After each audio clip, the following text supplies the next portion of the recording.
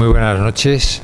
Pues muchas gracias por el interés de asistir a este ciclo que va a empezar esta noche con la primera conferencia. El ciclo lo llamamos Al filo de la noticia porque intentamos seguir la pista a descubrimientos científicos interesantes que a lo mejor no tienen nada que ver directamente con la evolución humana, pero en el fondo todo lo que pase en el mundo de la ciencia y todos los descubrimientos que se hagan al final nos acaban interesando e influyendo, ¿no? Entonces este verano ha habido noticias científicas de mucho tipo, pero algunas más destacadas, y es lo que nos ha servido de base para programar el ciclo, que hoy empieza con esa exploración a Marte, con la sonda espacial que ha llegado allí a posar un vehículo, Javier nos contará, un rover o como se denomine este vehículo tan curioso, que nos tuvo en vilo en el mes de agosto, a ver si llegaba, no llegaba, sí. Y luego vamos a suspender un poco el ciclo de conferencias, no suspender, sino que las siguientes dos conferencias restantes del ciclo van a ser en el mes de enero, para ver qué pasa con qué ha pasado este verano en Groenlandia, con un nivel de deshielo de la capa de hielo más acusada de lo normal, y luego otro descubrimiento sobre el ADN basura que llamaban, que por lo visto pues no es tal, y son temas que yo creo que nos pueden interesar a todos. Tenemos que agradecer a Javier Gómez Elvira, que es el director del CAP, en este caso no el Centro de Arte Caja de Burgos, sino el Centro de Astrobiología, que está en Madrid, en Torrejón de Ardoz, dentro de las grandes instalaciones, que son unas instalaciones impresionantes, del Instituto Nacional de Técnica Aeroespacial, del INTA. El CAP es un centro mixto entre el INTA y si no estoy equivocado, y el CSIC. Y ese centro de astrobiología lo dirige Javier Gómez Elvira. Voy a dar lo que son dos pinceladas de su currículum para que todos ustedes conozcan, que nos va a contar cosas. Doctor ingeniero aeronáutico de la Universidad Politécnica de Madrid y realmente vinculado profesionalmente ya desde hace bastante tiempo al Instituto Nacional de Técnica Aeroespacial, el INTA, en distintos departamentos, materiales, estructuras, y se incorpora a este CAP, a este Centro de Astrobiología, en el momento de su creación, que debió ser más o menos por el año 2000, por ahí, ¿no? Al final de los 90, sí. Y actualmente, después de ostentar dentro del CAP diversos cargos, actualmente es el director. Y ha estado muy vinculado a esta operación de este vehículo que se ha hecho llegar a Marte por parte de la NASA, y es lo que viene a contarnos.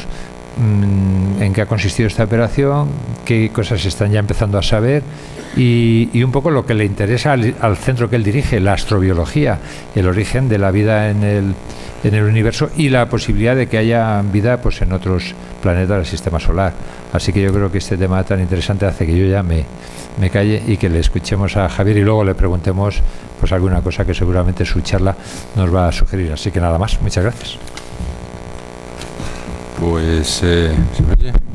Te voy a acercar. Lo primero, muchas gracias a Javier por la invitación.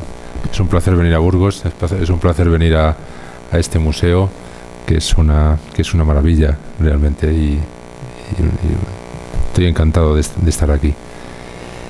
Mi charla va a tratar un poco sobre lo que es la exploración de Marte, la curiosidad del viaje a Marte, de lo que es REMS, de cuáles son los objetivos del proyecto, de cuáles son contaros un poco cómo son las características de lo que se está haciendo allí, de cómo es el rover. Bueno, es una idea de lo que es la misión Curiosity. La primera imagen que quería poner es un poco quizás el comienzo de la historia o de la curiosidad de los últimos siglos sobre Marte. Esta imagen que veis que tengo de fondo en la diapositiva es un plano de un astrónomo italiano, en donde él dibujaba unos canales que decía que creía ver que se cambiaban, que evolucionaban a lo largo de los años, y que él explicó esa evolución porque había seres inteligentes en Marte que lo que estaban haciendo era transformando el planeta.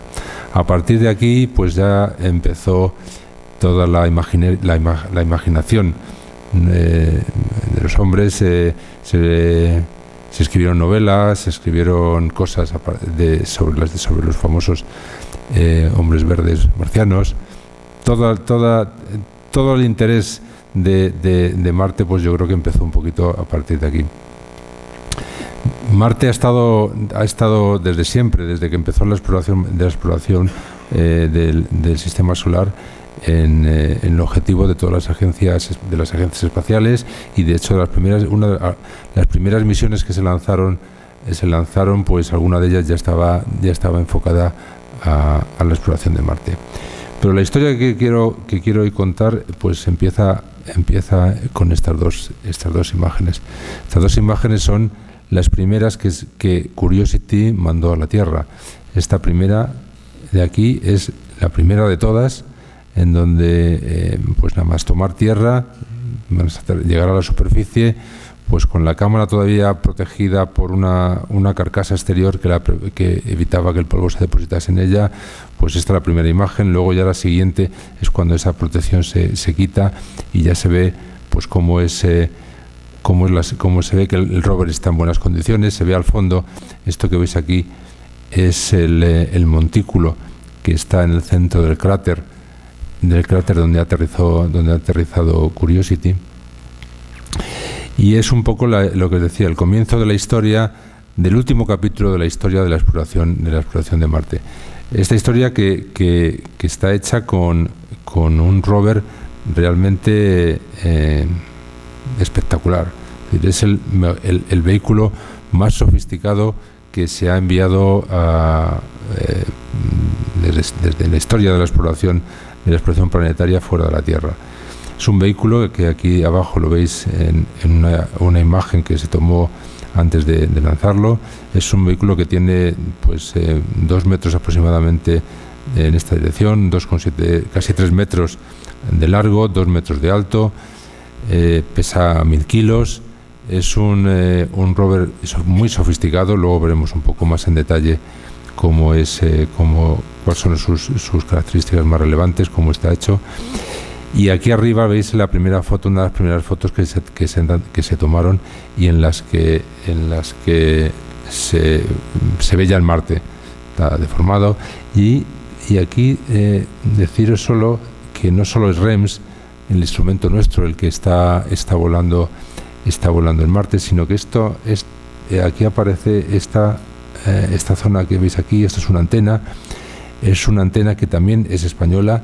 Es una antena que está hecha por 2 empresas españolas del sector aeroespacial, CASA y SENER, y es la que se utiliza diariamente para comunicarse con el rover con la Tierra. Es la que se utiliza para recibir las órdenes. Cada día recibe las órdenes de lo que va a hacer ese día y se realiza a través de esa antena. Es un elemento fundamental para la misión. Por eso quizás también cuando hace poco estuvo el administrador de la NASA, el jefe máximo de la NASA, visitándonos aquí en el CAP y visitando España, decía que pues, los españoles deberíamos estar orgullosos porque contribuimos con 2 elementos que son muy importantes para la misión de Marte. Y yo creo que esa es la primera vez en la historia de nuestra ciencia que hacemos todo ese tipo de contribución.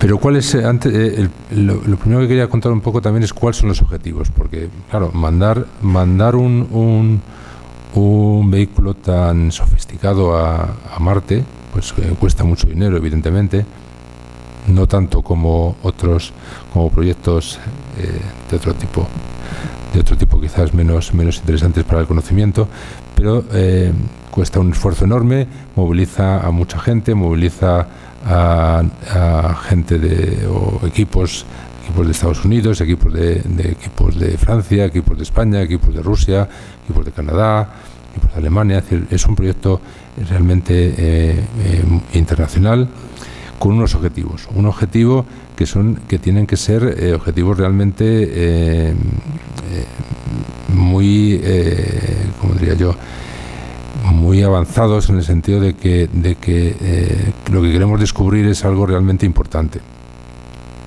La imagen que hay detrás es una imagen tomada por Curiosity, y que de alguna forma quería también ponerla para indicar un poco cuáles son, apoyar cuáles son los objetivos.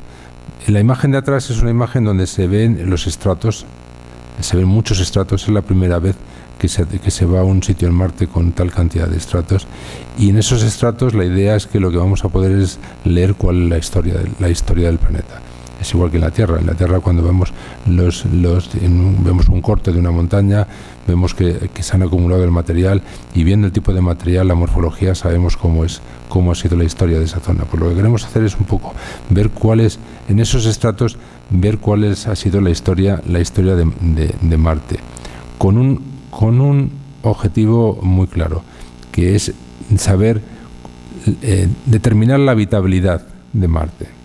Habitabilidad en el sentido de saber si Marte en el pasado fue un planeta habitable, un planeta en donde la vida pudo desarrollarse, e incluso saber ahora mismo si las condiciones que hay en la superficie de Marte permiten que si en el pasado hubo vida, pues todavía puede existir en el planeta.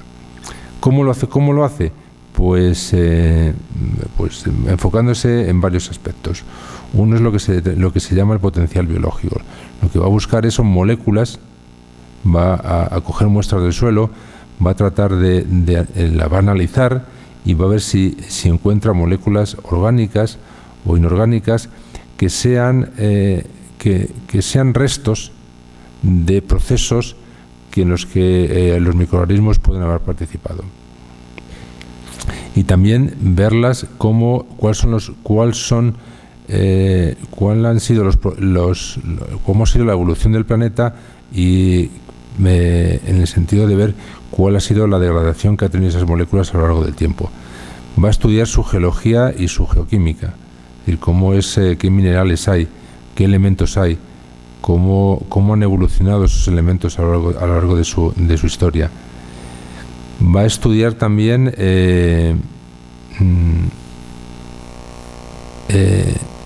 cuál ha sido el rol del agua. El agua es un elemento básico sabemos que es un elemento básico para la vida. Entonces, tratar de ver cuál ha sido el rol del agua. Por ejemplo, una de las primeras noticias que se han dado es que un tipo de formación, un tipo de conglomerados que se han visto, que se han tomado imágenes en estos primeros días, son típicos en la Tierra de cauces de ríos. Entonces, son evidencias no del agua en sí, sino de que ha habido algún cauce de agua o algún movimiento de agua en esa zona. También es importante la atmósfera. La atmósfera es el punto de conexión con REMS. ¿Cuál ha sido la evolución de la atmósfera? ¿Cuál es el clima actual que hay allí? Eso es la parte fundamental en la que REMS va a trabajar. Y también la radiación. La radiación, saber qué niveles de radiación ultravioleta, de la radiación de alta energía que llega del espacio, cuál llega a la superficie, no solo en este caso para saber si pues eso puede afectar a algún microorganismo, sino también con la visión de ver si en el futuro en algún momento se envían misiones de exploración a Marte, misiones humanas, saber si van a ser capaces de resistir, o también de saber cuáles son los niveles de protección que hay que darles para que puedan sobrevivir en el planeta. Esos son un poco los objetivos generales que tenemos. Como os decía, nosotros, nuestra conexión, la conexión de REMS, la conexión de nuestro instrumento es con la atmósfera. Y la atmósfera, sabemos que la atmósfera en la Tierra pues es necesaria para la vida. Es decir, eso es una cosa que ahora mismo, en nuestro caso, es evidente. La atmósfera en la Tierra ha sido un proceso propio de la evolución del planeta.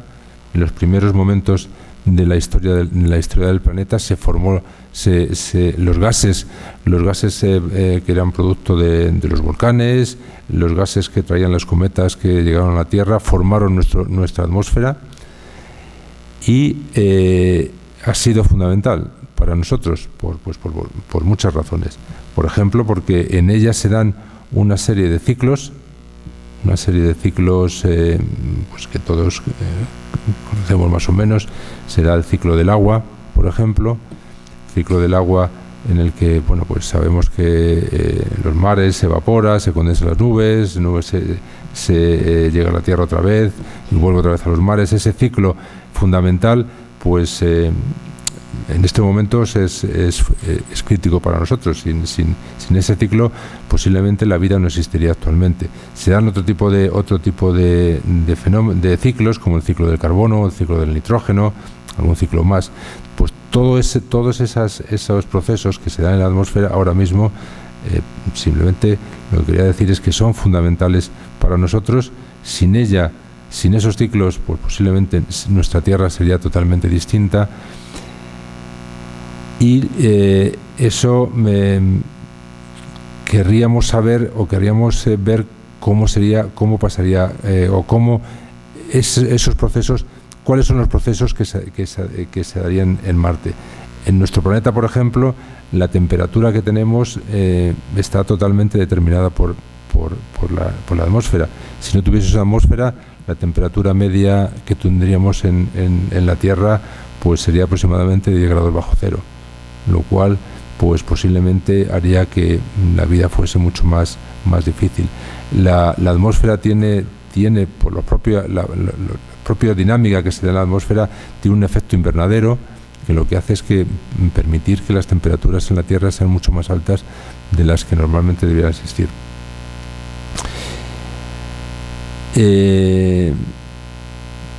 Eso en la Tierra además ha hecho que la vida pueda desarrollarse. La atmósfera, como decía, ha permitido que se desarrolle la vida en el exterior, pero también ha permitido que en el subsuelo de nuestro planeta existan microorganismos y existan formas de vida que se desarrollan sin ningún problema. Sabemos, por ejemplo, que en nuestros trabajos en Río Tinto, que cientos de metros bajo el suelo hay microorganismos que lo único que necesitan es agua líquida y hierro para poder desarrollarse.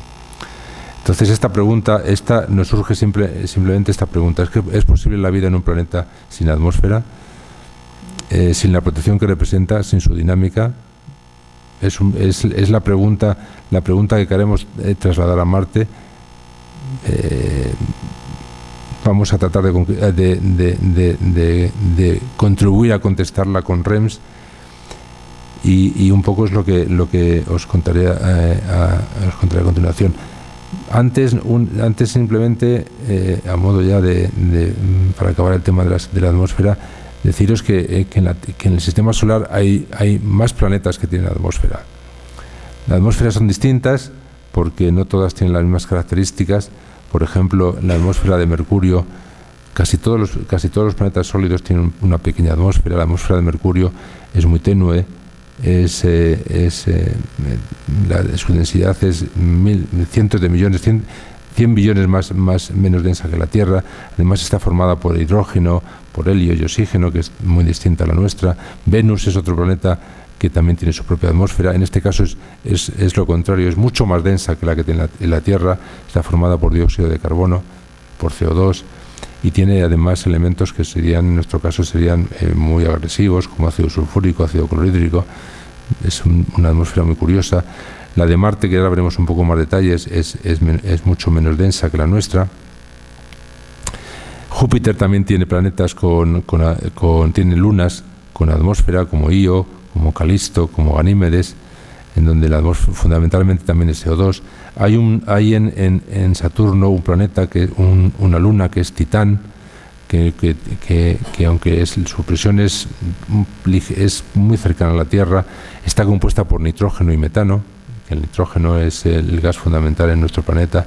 Es la única que se aproxima un poco a la composición que tenemos nosotros. Y luego Tritón es el último elemento, la última luna, que tiene también una pequeña atmósfera que también es muy distinta, que es de una densidad mucho menor. Es decir, que desde el punto de vista de la atmósfera hay más planetas en el sistema, más cuerpos en el sistema solar que tienen algo no tan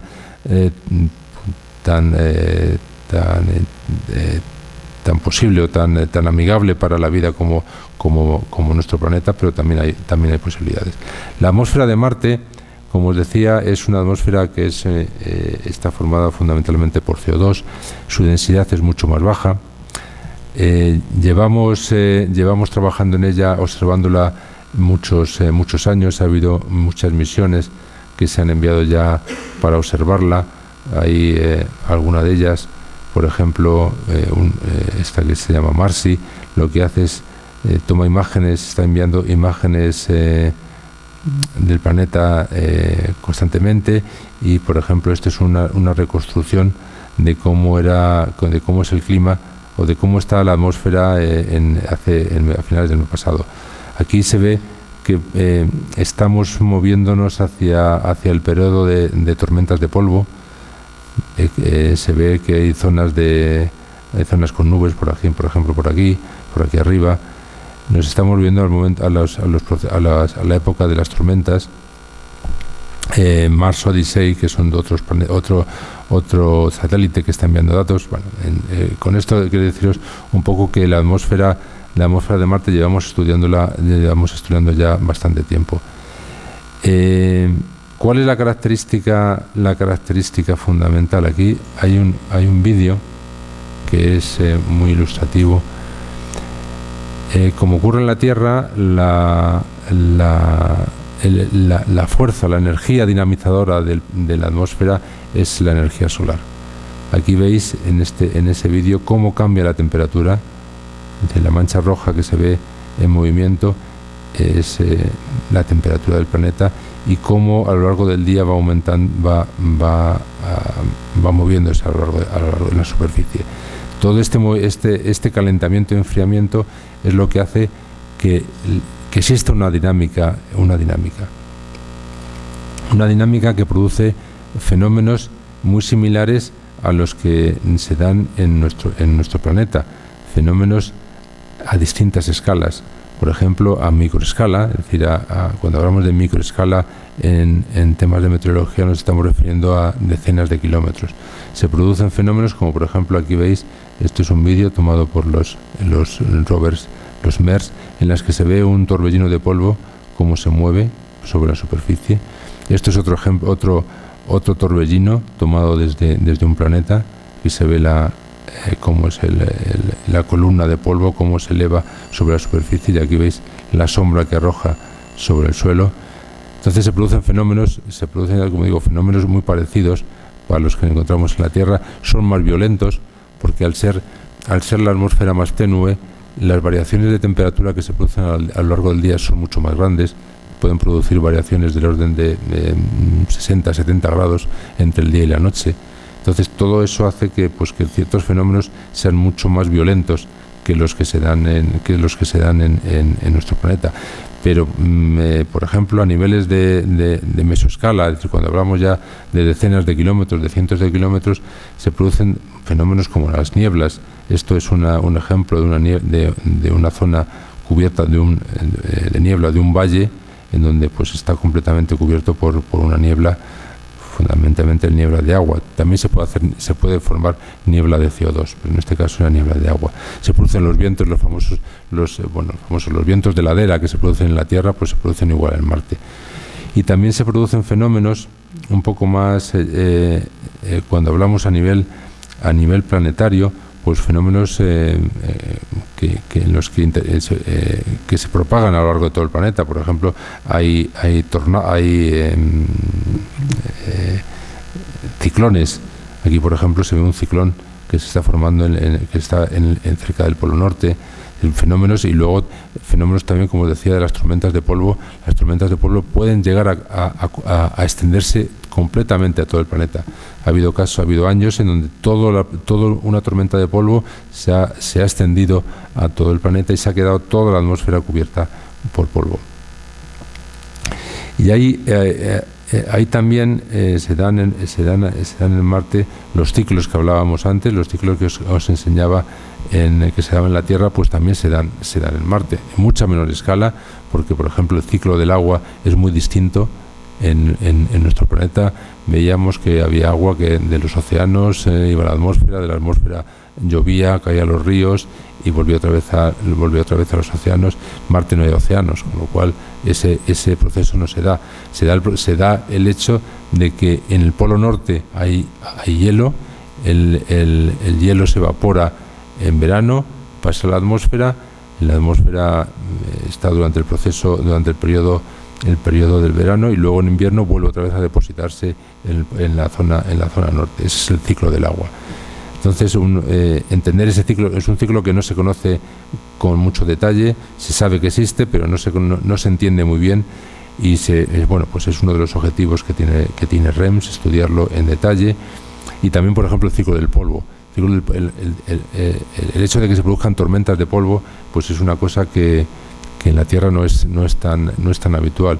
Entonces, el hecho de que exista un polvo muy fino en Marte, que exista menos atmósfera, hace muy fácil que se levante, que el viento levante el polvo, lo ponga en la atmósfera y en la atmósfera esté mucho tiempo, por eso llegando a producir fenómenos de tormentas de polvo que se extiendan por todo el planeta. Todo esto que os he contado un poco es lo que pretende de estudiar REMS, tomar datos durante todos los días, durante periodos muy largos, para tratar de entender todos estos fenómenos, con un objetivo último, que es tratar de saber si esto que os pongo aquí es cierto o no. Es decir, si Marte, en esta imagen ficticia, al comienzo era un planeta cálido y húmedo, un planeta en donde había agua y donde había unas temperaturas muy distintas a las que se ven ahora, y por qué ahora mismo es como está aquí, es un planeta extremadamente seco y con temperaturas extremas. ¿Cómo se ha producido esta evolución? ¿Cómo se ha podido pasar de un planeta que quizás era habitable al principio de su historia a un planeta en donde pues no sabemos si es habitable o no? REMS lo que trata es de contribuir a entender esta evolución de Marte. Como decía, los objetivos pues era lo que os decía antes, y además uno que no se había mencionado, que era la radiación ultravioleta. Es la primera vez que se va a medir la radiación ultravioleta en la superficie de Marte, y es una medida que también, como os decía, tiene trascendencia para la exploración futura, para posibles viajes del hombre a Marte, y también pues para saber cuáles son las condiciones reales que existen en el planeta. Todo eso que queremos analizar, todos esos objetivos científicos los vamos a tratar de conseguir midiendo todos estos parámetros, midiendo cuál es la presión y la humedad relativa, midiendo cuál es la temperatura del suelo y cómo es la temperatura del aire, midiendo la velocidad y la dirección del viento, la radiación ultravioleta, y además registrando todos esos datos cada 5 minutos. Cada hora REMS se despierta, toma datos y se va a dormir todas las horas, las 24 horas del día, y en muchos casos además pues hasta periodos más largos. El peso que teníamos para nuestra estación era 1,3 kilos, es decir, muy poco más que una botella de litro de agua, y además teníamos el reto de que tiene que durar al menos 2 años en la superficie, aguantando variaciones de temperaturas desde 15 grados sobre cero hasta 130 grados bajo cero. Esto era el reto nuestro de desarrollo, el reto que abordamos en el centro, con la colaboración de las empresas españolas, con la colaboración de la Universidad Politécnica, y en nuestro punto de partida. Hay que decir también que REMS no es la primera estación meteorológica que se manda a Marte. Realmente somos ya la 4ª generación de instrumentos meteorológicos que se han enviado al planeta. La primera realmente fue la misión Viking, que en los años 75, a mediados de los años 70, se aterrizó en Marte. La Viking es la precursora de toda la exploración marciana, y llevaba aquí, veis, un pequeño brazo, y en el extremo del brazo es donde llevaba un sensor de temperatura, sensores de velocidad del viento también, de la dirección. Estuvo operando varios años y también mandó una gran cantidad de datos, una serie de datos muy larga de unos cuantos años de la superficie. Es realmente con los que nosotros no digo vamos a competir, porque lo que no se trata de ver cuál es mejor, sino que vamos a complementar nuestros datos con los que en su día envió la Viking. Luego también, si recordáis, la misión Pathfinder, pues era un pequeño rover, el primer rover que se envió a Marte. También llevaba una pequeña estación meteorológica en uno de estos paneles, llevaba un brazo, y en la parte superior del brazo pues llevaba una serie de sensores para medir la temperatura, la velocidad del aire, la presión. Estaban colocados en la parte superior. La misión Phoenix, que ha estado hace poco, pues se llevaba aquí se ve una especie de mástil en donde llevaba un sensor de viento. Un sensor de viento era muy sencillo porque en esta misión no era su objetivo fundamental, no era estudiar la meteorología. Es simplemente para medir el viento. Lo que hacía era tener un hilito con una pesa, y entonces lo que hacía era tomar unas imágenes y, viendo para dónde se desplazaba el hilito, pues tenía una idea de la dirección del viento y de la fuerza del viento. Además medía la temperatura y la presión, y esto era una medida cuantitativa del viento, no era una medida realmente científica. Y estos REMS, aquí se ve, aquí esta es lo que ahora mismo está en Marte. REMS que viene de estación medioambiental sobre el rover. Está formada por dos pequeños cilindros que llamamos booms. Uno es este que veis aquí, otro es otro que está colocado en la parte de una dirección perpendicular. Lleva el sensor ultravioleta que está colocado aquí luego veremos alguno con más detalle. El de presión que está dentro del cuerpo.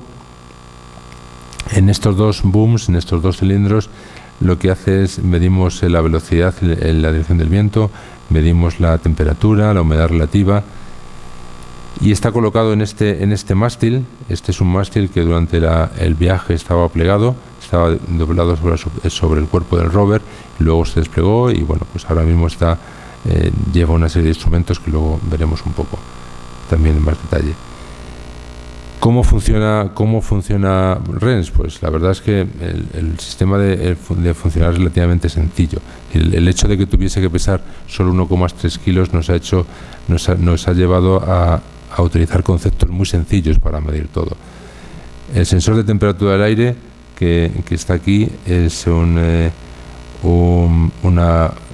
se ve aquí, casi no se aprecia, es simplemente una barrita que mide con distintos sensores. Ahora lo veremos un poco más en detalle. Este es el sensor de temperatura del suelo, que lo único que hace tiene tres elementos que lo que hacen es recoger la radiación infrarroja del suelo. La radiación infrarroja que emite el suelo es proporcional, está relacionada con la temperatura del propio suelo. Entonces, midiendo la radiación, extrapolamos y deducimos la temperatura. Es extremadamente sencillo y muy ligero. Tenemos problemas para medir, porque el hecho de ir en un rover pues tiene sus ventajas y sus inconvenientes. Tiene sus ventajas porque se va a poder mover por distintos puntos y va a poder sensar o poder analizar en distintos ambientes. Pero tiene un inconveniente, por ejemplo, que es que el rover, en este caso para este sensor, lleva un sistema de energía que genera mucho calor. Entonces va a generar mucho calor. De hecho, lo hemos visto, está generando mucho calor y calienta el suelo. Genera tanto calor que calienta el suelo. Entonces, el sensor lo que está midiendo es la temperatura del suelo, pero también una temperatura del suelo que está un poco alterada por el efecto del rover. En este caso, prevemos que posiblemente el polvo que exista en el ambiente se pueda depositar sobre el propio sensor y nos lo pueda degradar un poco, pero hemos previsto un sistema de calibración que lo que hará es que cada cierto tiempo valorará sus prestaciones y sabremos cómo se va degradando poco a poco a lo largo del tiempo. El sensor de temperatura del aire, como os decía antes, es muy sencillo. El peso nos obliga a hacer cosas sencillas. Entonces simplemente es una barrita, es esta barrita, está hecho de un material que conduce muy mal el calor, y tiene unos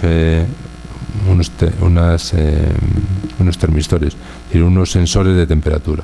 Tiene un sensor de temperatura en el extremo y otro sensor de temperatura en el punto medio. Sencillo como eso, pesa unos 1 gramos nada más.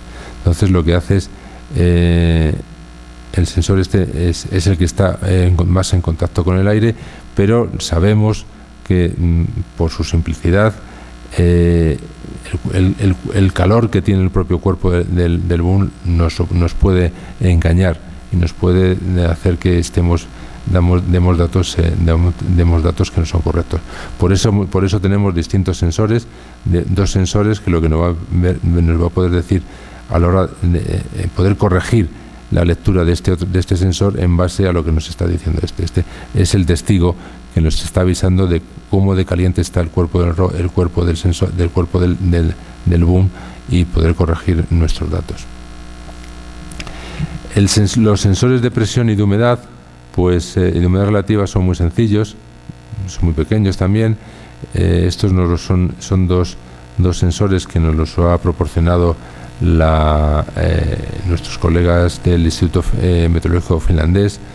Son simplemente, como digo, son sencillos, son conceptos de microelectrónica que para medir la humedad, por ejemplo, lo único que son es una pequeña lámina de un material plástico que su capacidad como condensador cambia en función de la humedad que tiene acumulada. Entonces, bueno, pues es simplemente ver ese cambio de capacidad. Y el sensor de presión es una lámina que analizando la deformación que tiene la lámina por el efecto de la presión exterior, pues podemos dar el valor de presión.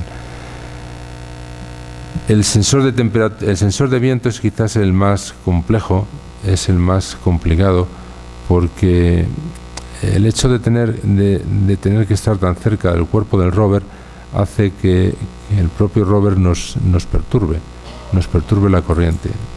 Eso ha sido una condición propia del diseño del sensor, propia del diseño del propio rover, porque el concepto necesitaba estar todo como muy empaquetado, muy cercano, con muy pocos huecos, y ha hecho que el tamaño que se esté condicionado por eso, y esa condición ha hecho que nos esté costando mucho evaluar cuál es realmente poder separar el efecto del rover del efecto de la velocidad real del viento.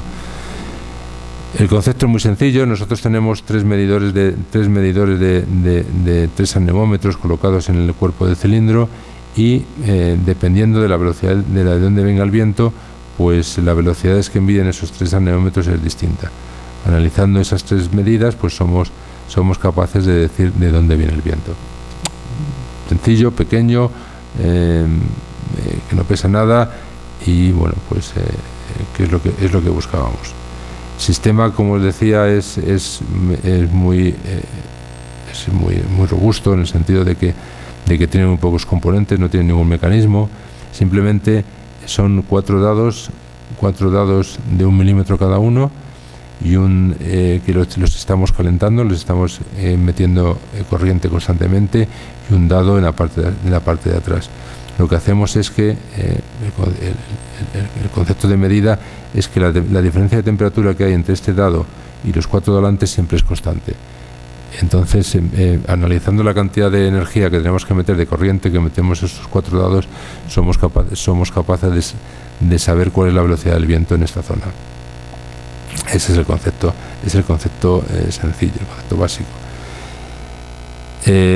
Aquí veis, por ejemplo, cómo está colocado. Esta es una foto tomada durante el montaje, cómo los 2 booms están colocados en el mástil que veíamos antes, cómo aquí tienen los 2 sensores de viento. Estos posiblemente si seguiste las noticias durante el aterrizaje, oiríais que uno de los dos sensores se dañó durante los primeros días. Durante los primeros días no, durante el aterrizaje.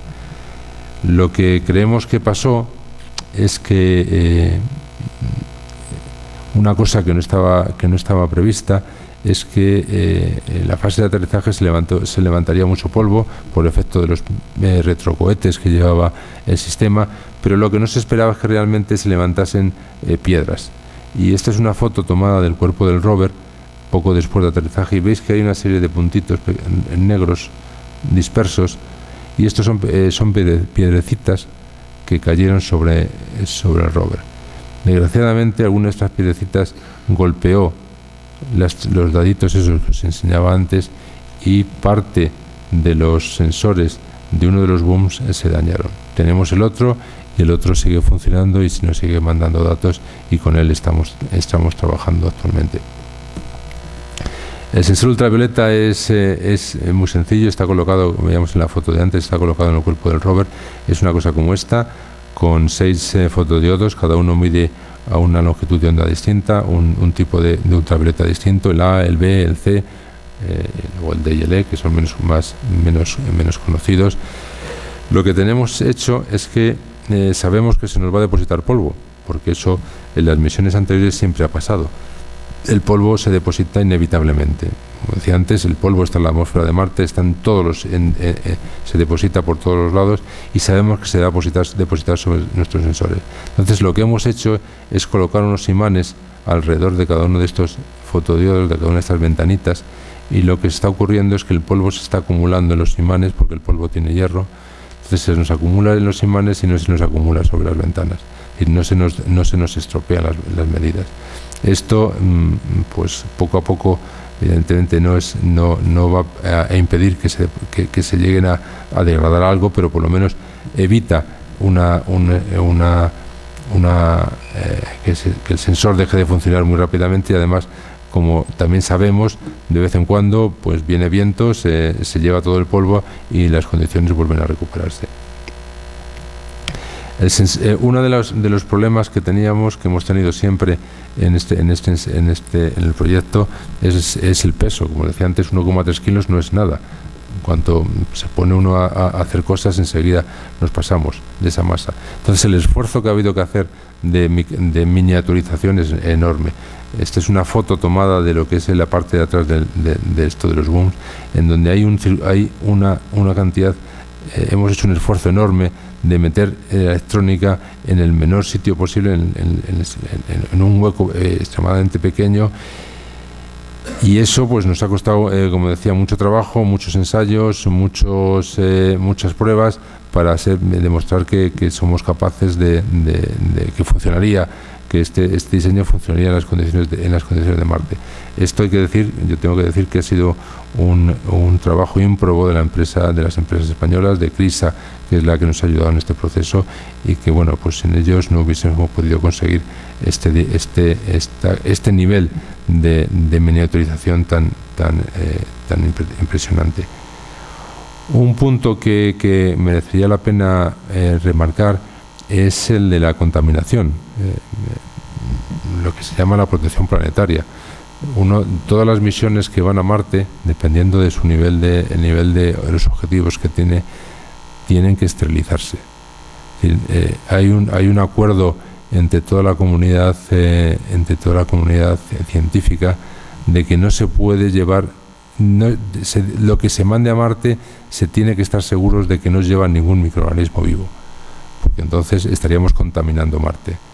Entonces, en nuestro caso hemos tenido que, en nuestro caso y en todos los instrumentos que lleva Curiosity, hemos tenido que someter REMS a un proceso donde aseguramos que ningún microorganismo puede sobrevivir y que está estéril. Eso pues también es un condicionamiento en todo el diseño, porque no todos los componentes son capaces de aguantar los 130 grados que han tenido que estar durante muchas horas para asegurar eso. Hay misiones que son incluso más exigentes, porque una misión está enfocada a descubrir ya, a buscar microorganismos. No solo no tienes que asegurar que no llevas ningún microorganismo vivo, sino que estás limpio de materia orgánica que contaminar. Es decir, que por decirlo de alguna forma, no solo tienes que asegurar que todos los microorganismos están muertos, sino que los cadáveres te los has quitado, porque si no podrías tener falsos positivos en tu análisis. Un proyecto como este no solo implica hacer el instrumento, sino que muchas veces nos tenemos que fabricar nuestros propios medios, nuestras propias instalaciones para ensayarlo, porque no siempre existen esas instalaciones. Y ese ha sido, por ejemplo, el caso de REM. Nos hemos tenido que construir una cámara especial en donde reproducimos la atmósfera marciana para ensayar, por ejemplo, cómo se va a depositar el polvo sobre ese sensor que os comentaba antes. O también nos hemos tenido que construir un túnel de viento, que es este cilindro, porque pues, los túneles de viento que se utilizan habitualmente para en toda la industria aeronáutica no son capaces de dar las condiciones de Marte, porque las condiciones de Marte son muy especiales. En la Tierra no se dan. No hay ningún vehículo en la Tierra que vuele en las condiciones que se dan en Marte. Entonces nos hemos tenido que hacer una cosa especial, una cosa en la que todavía estamos haciendo ensayos y en las que conseguimos simular cómo es el viento en Marte.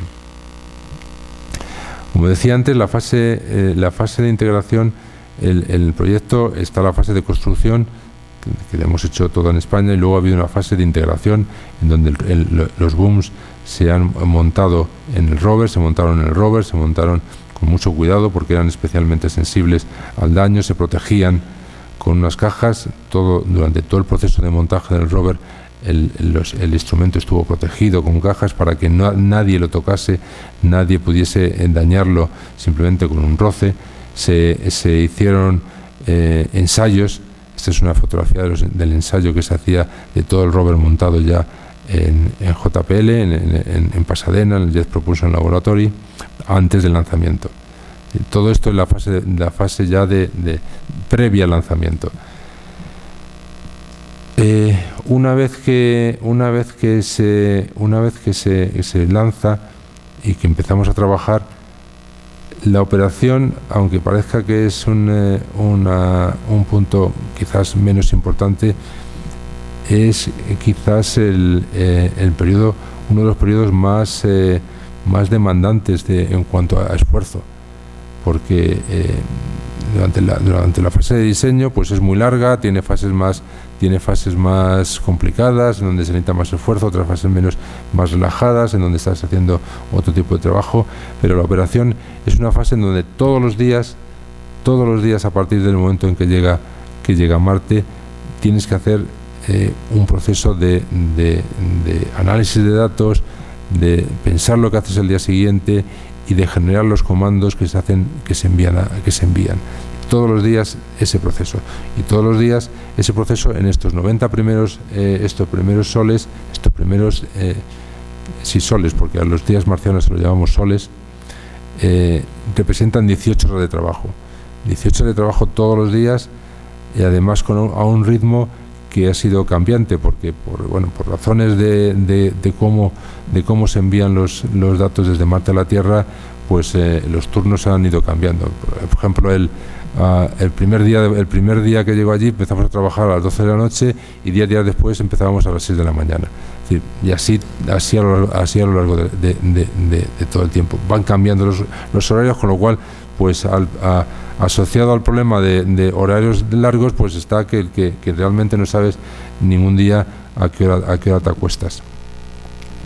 Además es un proceso muy complicado, es un proceso en donde se hacen muchas reuniones. Esta es una foto típica de una reunión, de las reuniones que se hacían allí en JPL, donde todos los instrumentos se sientan, todos los instrumentos están sentados en una sala, donde todos los que operan el rover están sentados en la misma sala, donde se discuten exhaustivamente los datos, cómo se va a mandar, cómo se va a planificar, cuáles son los problemas, cuáles son las razones por las que se quieren hacer las cosas.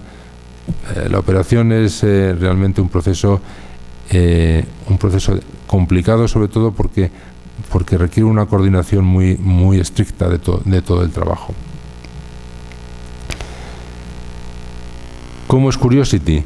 Pues ya para acabar, pues como decía al principio, Curiosity es un rover realmente increíble. Es un vehículo. Aquí esta es una foto tomada por el propio rover. Es una composición, evidentemente, porque no hay nada que se separa del rover para tomar la imagen. Esto es una imagen sintética. Entonces, en el extremo de este brazo hay una cámara, y por las maravillas de la técnica, con esa cámara se puede reconstruir, y tomando muchas imágenes se puede reconstruir cómo es el rover. Aquí evidentemente no está la cámara. Entonces aquí se ve el conjunto. Este es el mástil que os decía antes. Aquí está colocado REMS. Aquí está la antena esta que ha hecho también España. El mástil es un elemento en donde en la parte de arriba hay una serie de instrumentos. En total tiene, me parece que son 16 cámaras el rover, 16 cámaras que toman imágenes.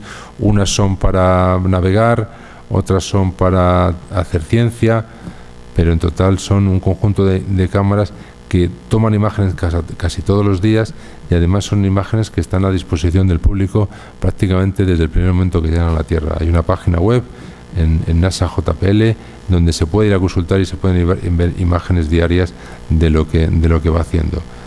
Una diferencia que tiene este rover respecto a los anteriores es el sistema de energía.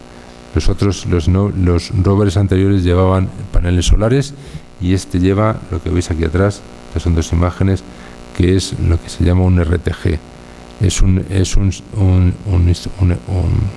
sistema que lo que hace es transformar calor en energía eléctrica, calor generado por un material radiactivo, por polonio, que cuando en su proceso de descomposición genera mucho calor, y ese calor se transforma en energía eléctrica.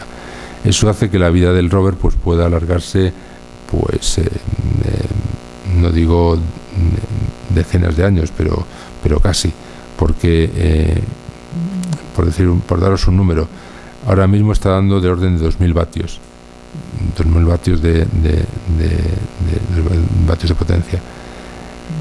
Dentro de 10 años dará 1800, es decir, dará prácticamente lo mismo. Es decir, una degradación muy pequeña, lo que hace prever que la vida del rover no estará condicionada por la fuente de energía, sino por la degradación de los componentes que pueda llevar, como puede ser que se le estropee un motor, o que se le estropee las antenas, o que se le estropeen los componentes electrónicos. El sistema de movimiento pues son las ruedas, que es un concepto muy similar. Todos los rovers que se han enviado son iguales en ese concepto de movilidad. Son 3 ruedas articuladas con un mástil, con una articulación en el medio. Son los que han demostrado que funcionan mejor, y que son los que han demostrado que son capaces de salvar los obstáculos que se encuentran habitualmente en la zona de movimiento. Tiene un brazo que, como os decía antes, es un brazo extremadamente sofisticado.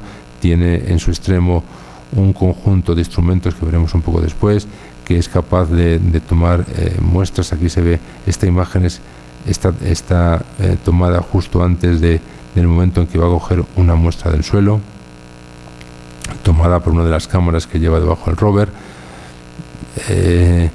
El sistema de comunicaciones es también muy complejo, porque a diferencia de misiones anteriores, este ya está mandando muchos megabits diarios de información. Todas las imágenes que se están utilizando, o gran parte de las imágenes que se están ya enviando, son de muy alta resolución, lo que significa muchos megabits de información. Lo que hace el rover es mandar los datos a satélites que están orbitando Marte, 2 satélites de la NASA y un tercero que es de la Agencia Espacial Europea. Manda los datos al satélite, y los satélites lo envían a la Tierra. En la Tierra los reciben una serie de antenas, tres estaciones que están repartidas en la superficie de la Tierra, uno que está en Australia, otra que está aquí en España, en Robledo de Chabela, y otra en Estados Unidos. La información llega a estas grandes antenas y se retransmite a Pasadena, a JPL, y del JPL la recibimos cada uno de los instrumentos y las procesamos diariamente. Una de las características que le diferencian, y ya casi para acabar, es que los instrumentos que lleva Curiosity son impresionantes. Lleva un espectrómetro en la cabeza que lo que hace es lanzar un rayo láser. El rayo láser incide sobre el suelo, apunta a una roca o al suelo, lo volatiliza y analiza el gas que se ha producido y es capaz de ver los elementos que estaban en ese material. Las dos cámaras que se llaman Mastcam están colocadas, son dos objetivos que tienen una resolución, por daros una idea, de 1600 por 1200 píxeles, es decir, que una resolución como las mejores cámaras que están ahora casi en el mercado. Lleva un instrumento que se llama DAM, que es un detector de neutrones lentos, que lo que hace fundamentalmente es capaz de saber si hay hidrógeno en el suelo, debajo de la superficie, hidrógeno que la única forma de hidrógeno que sabemos que pueda existir es en forma de agua. Entonces este instrumento lo que va a buscar es si hay agua o si hay hielo debajo de la superficie de la zona donde se mueve. RAT, que es un instrumento que va a medir la radiación que llega a la superficie de Marte. Kemin es otro espectrómetro que es un difractómetro de rayos X, que es un instrumento típico de geología, que lo que hace es detectar la composición de los minerales. SAM, que es un espectrómetro de gases y un cromatógrafo de gases y un espectrómetro de masas, que también es un elemento típico de laboratorio, es típico para análisis químico.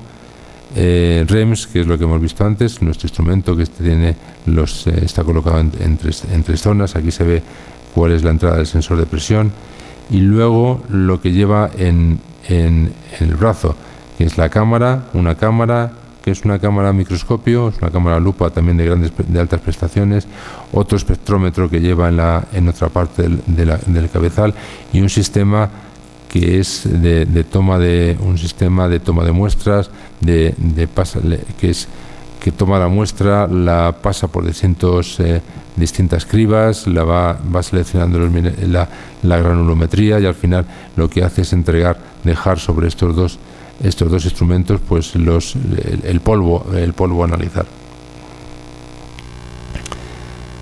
¿Qué está haciendo ahora, ya para acabar? ¿Qué está haciendo ahora? Curiosity aterrizó en esta zona, que la zona esta azulada es la zona que alteró durante el aterrizaje por el efecto de los retrocohetes que llevaba. Se está moviendo, se ha movido. Esto es un dibujo del movimiento que ha hecho ahora.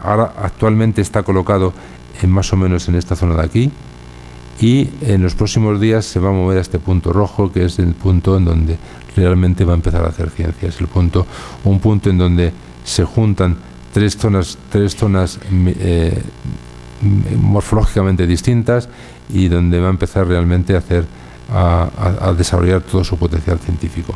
En estos días lo que ha estado haciendo es probando los instrumentos. Esto es una imagen de Kemin, esto es una imagen, por ejemplo, del sistema de toma de muestras, esto es una imagen del SAN, del gases masas, y lo que ha estado haciendo es probando todos los instrumentos, probando todas sus capacidades, y viendo que está en condiciones de empezar la ciencia, y como os decía antes, la empezará en los próximos días en el punto S, en el punto triple que se llamaba, que se llama Glenelg, y en donde realmente empezará a trabajar y a hacer la ciencia que estamos esperando todos.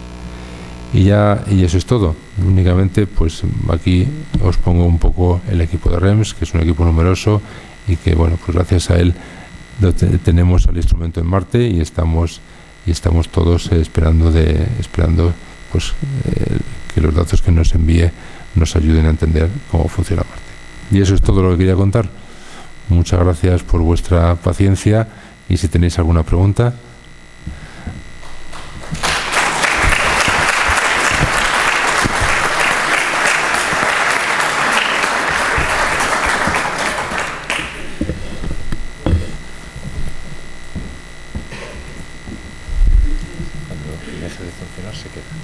Se queda allí para siempre. Sí, una pregunta aquí. Sí. Bueno, buenas tardes. Una pregunta aquí al fondo. Sí. Cuando dices hacer ciencia, Sí. ¿Qué quieres decir? Quiero decir que lo que queremos es tratar de perseguir los objetivos que teníamos. Es decir, queremos saber si los minerales que hay allí, qué tipo de minerales hay, si esos minerales, por ejemplo, contienen agua, si lo que quería decir que ha habido agua en la superficie en algún momento, si la morfología que hay, cuál es la morfología de la superficie, si hay rocas típicas de procesos, por ejemplo, con agua, o, por ejemplo, también si hay, cuál es el efecto del medio ambiente, del viento. Es decir, cuando me refiero a hacer ciencia, me refiero a hacer los objetivos científicos que realmente es para lo que está allí.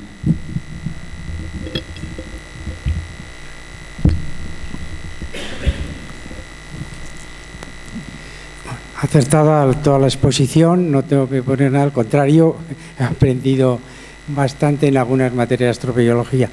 Las preguntas son muy generalistas en el sentido de decir, dado el avance de los estudios, estamos ante un planeta vivo o muerto. Segundo, ¿qué márgenes de error hay en los aparatos que el rover o la estación medioambiental que van de materiales propios de la Tierra al Marte? ¿Qué márgenes de error puede existir en sus apreciaciones y mediciones? Y después, la última, diríamos que verdaderamente estamos ante una situación compleja, si verdaderamente nos encontramos ante una realidad o es ciencia ficción, y si estos aparatos, dado las mediciones del viento y la atmósfera un poco, diríamos, más débil que la Tierra, pueden sufrir algún daño o pueden ser desplazados en su espacio y cambiar y tener errores en sus mediciones. No, la diferencia que hay con la atmósfera de Tierra, como decías, es que su densidad es mucho menor. El hecho de que su densidad sea mucho menor se traduce en que la fuerza que ejerce sobre el rover o sobre todos sus elementos también es mucho menor. Es decir, aunque los vientos puedan ser muy fuertes, vientos muy fuertes en Marte son brisas en la Tierra. Que son brisas en el sentido de que no es posible que el viento pueda mover ninguna parte del rover. Lo que hemos visto, por ejemplo, en algunas imágenes que se han tomado, es que algunas piedrecillas que hay sobre la superficie se mueven, pero vemos que se mueven las más pequeñitas, porque las más gordas están quietecitas. Es decir, que no es capaz, el viento en muchos casos no es capaz de mover una pequeña piedra. En cuanto al error, pues el error es lo que se trata de evitar. En el diseño de todo este proceso se trata de minimizar el error. ¿Cómo lo hacemos? Pues ensayando en la Tierra en condiciones similares a las de Marte. En esas condiciones sabemos el error que tenemos, porque lo medimos aquí con precisión, y sabemos que ese error es similar al que vamos a tener allí. En algunos instrumentos, pues por ejemplo en los que se hacen más enfocados a la mineralogía, se llevan muestras conocidas el propio rover lleva, por ejemplo, materiales conocidos, composición conocida, y entonces lo que se hacen, se utilizan para verificar que el instrumento funciona correctamente.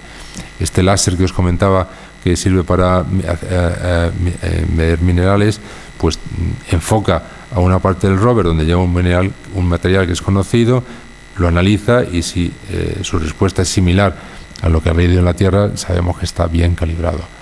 Un poco ese es el proceso, ese es el método que tenemos para estar seguros de que lo que hacemos está bien.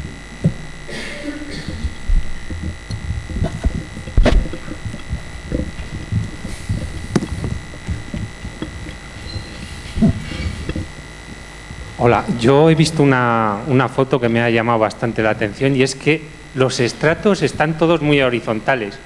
¿Se sabe si hay placas tectónicas o cómo es por dentro Marte? O si hay, por ejemplo, electromagnetismo o algo así. Se sabe que no hay campo magnético, que las mediciones que ha hecho uno de los satélites que ha estado orbitando Marte muchos años, pues solo hay algunas remanentes de un posible campo magnético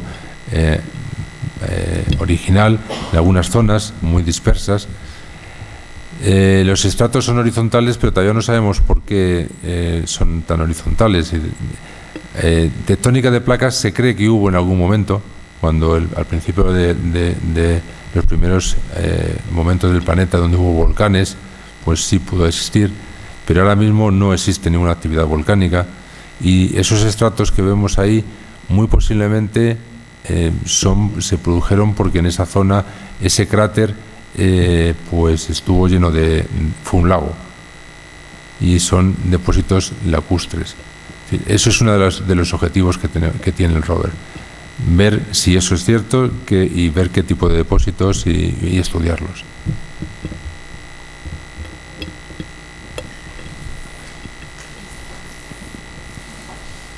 Buenas tardes, doctor Gómez Elvira. Le felicito por su trabajo apasionante y le agradezco que esté aquí esta tarde. Quería preguntarle cómo se soluciona desde el JPL o desde donde sea el problema que plantea el delay, el retardo en las comunicaciones desde que el rover las manda a los satélites, desde los satélites llegan a la Tierra, desde la Tierra al JPL, se reorganiza toda esa información y se vuelve a mandar otra vez todo para que el rover navegue de nuevo y se vuelvan a poner en marcha todos sus instrumentos. El retraso no es un problema en sí, porque el retraso de minutos sería un problema si el rover se controlase en tiempo real. Es decir, si hubiese una especie de joystick que hubiese un operador moviéndolo, pero realmente no es así. Entonces los datos llegan, diariamente Curiosity los envía a un satélite y se envían a la Tierra. Llegan a la Tierra, se procesan, se ve si el rover está en buenas condiciones o no está en buenas condiciones, se prepara al día siguiente, y bueno, todo ese proceso que os decía de 18 horas al final se traduce en los comandos que tiene que ejecutar. Entonces el rover es lo suficientemente inteligente como para ejecutar todo de forma autónoma, sin ninguna intervención durante el proceso de ejecución de ningún operador, con lo cual el retraso de comunicaciones no es un problema en sí, es un problema pero no para las comunicaciones, por decirlo de una forma, pero no para la operación. Es suficientemente listo como para operar sin necesidad de la intervención humana, y para si en algún momento encuentra algún problema, pues pararse y no hacer nada. Es decir, por ejemplo, el punto quizás más crítico es cuando se mueve. Cuando se mueve, los comandos es de decir, pues muévete a un punto determinado. Todas esas cámaras o parte de esas cámaras que lleva el rover es para ir reconstruyendo el terreno que va viendo, ver si las zonas por las que se tiene que mover son accesibles o no para él, y entonces ir seleccionando un poco el camino por donde moverse. Si llega un momento en donde él encuentra que no es capaz de moverse por un camino seguro, pues lo que hace es pararse y decir que por aquí que no sabe qué hacer, por decirlo de alguna forma. Entonces en tierra lo que se tienen son las herramientas lo suficientemente buenas como para simular el entorno y poder trazar caminos seguros de movimiento. Pero el retraso, por ejemplo, eso era un problema hace ya muchos años. El primer robot que realmente se envió fuera de la Tierra, que fue el Lunokhod ruso, que era una especie de olla a presión que se envió a la Luna y entonces se operaba directamente. Eso el operador estaba en la Tierra. Entonces ese retraso de comunicaciones, que en el caso de la Luna era muy pequeño, pues significaba un problema, porque claro, desde que tú le das la orden hasta que se ejecuta, pues tarda un tiempo, luego vuelve a la Tierra, luego se comunica otra vez, manda el mensaje, y eso sí que es un problema de manejo. Tal como están ahora planteados, pues no llega a ser un problema. Muy bien, pues agradecemos. Perdón, sí, hay otra pregunta.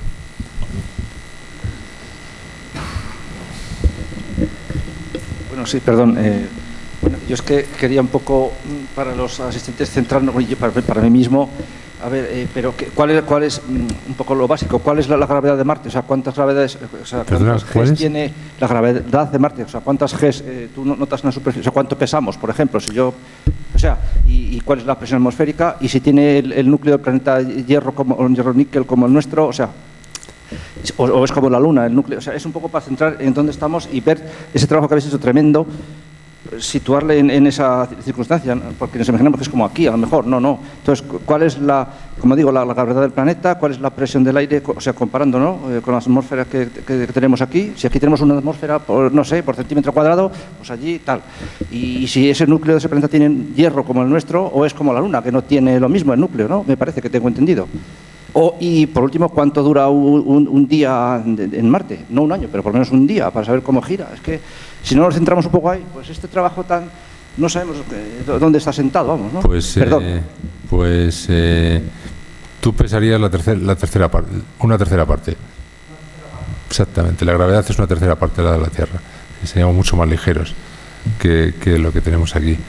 La atmósfera es casi del orden de 1000 veces más suave que la de la Tierra. La presión es mucho más baja. Y ahora estamos midiendo 10 milibares, mientras que tenemos 1000 milibares. Es decir, mucho más tenue. El núcleo no hay campo magnético, es decir, en la Tierra el campo magnético lo genera el movimiento en el núcleo. En Marte no hay campo magnético. Lo que no se tiene muy claro es que si hubo en el pasado, y es que ha dejado ya de tener movimiento como en la Tierra, la dinamo que existe en el núcleo en nuestro planeta, o es que no existe. Y, por ejemplo, para estudiar eso hay una misión prevista en el año 2016, en el 2016, que se llama InSight, que lo que va a llevar son sismógrafos para realmente saber cómo es el subsuelo de Marte. Un día pues es casi igual que la Tierra. Un día en Marte dura 39 minutos más, un poquito más de 39 minutos que en la Tierra.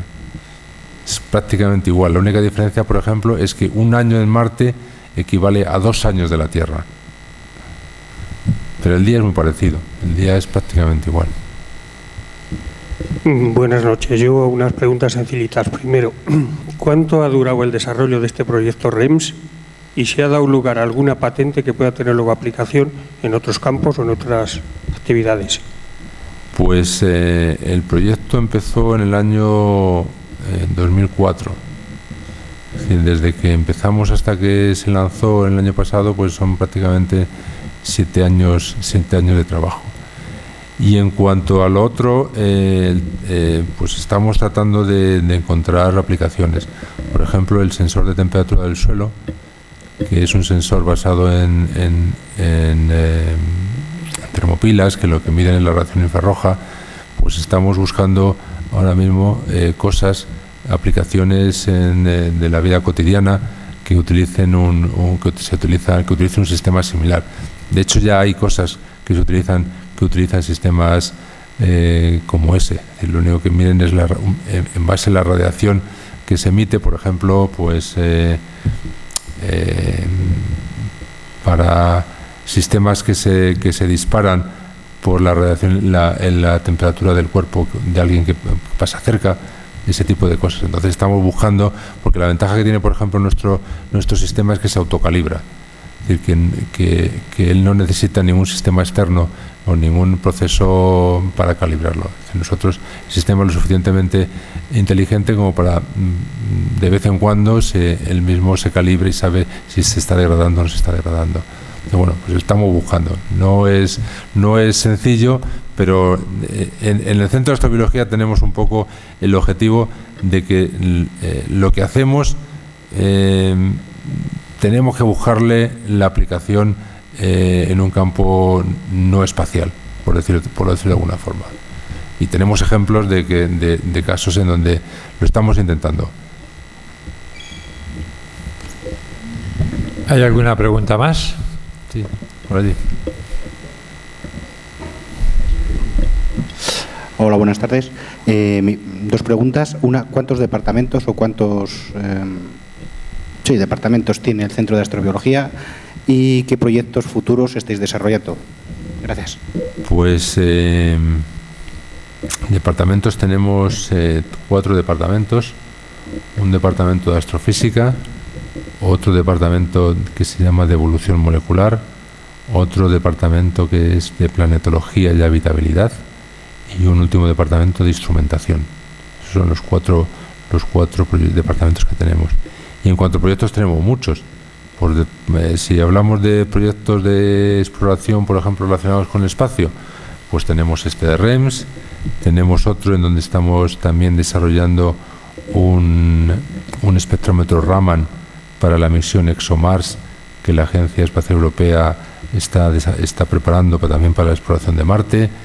Estamos participando también en otro proyecto que todavía está en proceso de competición dentro de la Agencia Espacial Europea, que se llama ECO, para el estudio de exoplanetas. Estamos también metidos en otro proyecto que se llama Safari, que es un espectrómetro infrarrojo lejano de una misión japonesa que se llama SPICA, que es para el estudio de la química del medio interestelar. Tenemos otro proyecto europeo que se llama IPBSL, que lo que estamos haciendo es estudiar el subsuelo de Río Tinto para ver cómo es el hábitat que sabemos que existe en el subsuelo, cómo son esos microorganismos que comentaba antes, que están en el subsuelo, que viven allí, que no necesitan ningún contacto con la atmósfera y que realmente son los que causan, los que producen que el río tenga unas condiciones tan ácidas como las que sabemos que tiene la superficie. Pues tenemos un proyecto que se llama SOLID, que es un instrumento que lo que hace es detectar, el instrumento está diseñado también para la exploración planetaria, y lo que hace es tratar de detectar moléculas orgánicas utilizando una técnica muy extendida dentro del mundo de la biomedicina, que son los microarrays o las micromatrices de anticuerpos. Entonces lo que nosotros hemos hecho es desarrollar anticuerpos contra cosas muy genéricas de los microorganismos que están en la Tierra, para tratar de utilizar la misma técnica, este sistema, para buscar microorganismos fuera de la Tierra.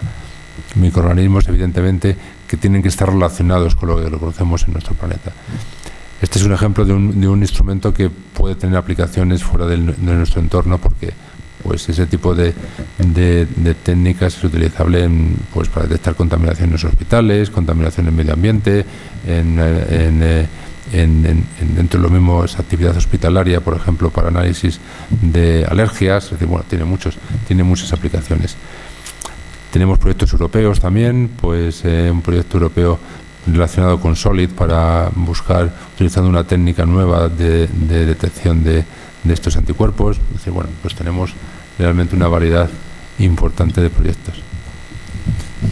Y en medio de tanto trabajo todavía le queda tiempo de acercarse a Burgos a contarnos siempre esto tan interesante que hemos estado escuchando. Así que, Javier, muchísimas gracias. Mañana cambiamos de tercio y hablaremos el que tenga interés de Gaudí y un poco todo ese proyecto que dejó a medio acabar, cómo sus continuadores pues están dándole forma y están terminando un poco la construcción de ese templo. Vendrá un arquitecto del equipo de la Sagrada Familia a hablarnos un poco de en qué momento está ese monumento.